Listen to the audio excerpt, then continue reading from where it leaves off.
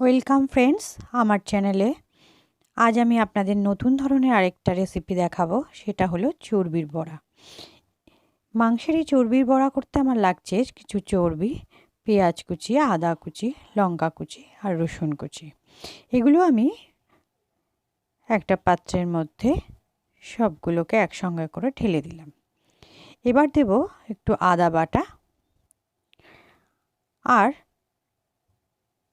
দেব একটু সামান্য নুনটা পরিমাণ মতনই দেবেন। হলুদ গুঁড়ো,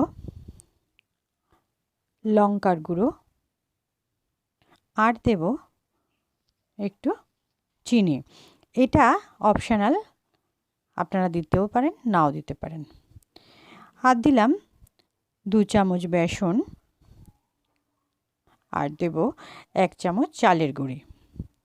এবার এই মিশ্রণটাকে আমরা ভালো করে মেখে নেব। ভালো করে মেখে নেওয়ার পর 5 মিনিট এটাকে রেখে দেব। এবার তেল গরম করতে দিয়েছি, তেলটা আমার গরম হয়ে এসছে। এবার আমি এর মধ্যে একটা একটা করে পাকোড়া ছেড়ে দেব।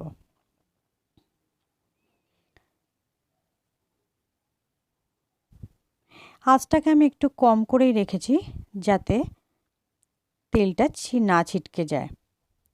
এবার একটু চাপা দিয়ে দেব যাতে বড়ার নিচটা ভালো মতো হয়ে যায়। এবার আমি চাপা খুলে ওটাকে উল্টে নেব। দেখুন আমার বড়াগুলো ভাজা হয়ে গেছে, আমার পাকোড়া রেডি। এবার আমি এগুলোকে আস্তে আস্তে তুলে নেব। আমার চর্বির পাকোড়া রেডি। যদি আমার এই রেসিপিটা আপনাদের ভালো লেগে থাকে তাহলে অবশ্যই বাড়িতে করবেন, তারপর আমাকে জানাবেন। আর যদি নতুন হয়ে থাকেন আমার চ্যানেলে তাহলে সাবস্ক্রাইব করতে কিন্তু ভুলবেন না।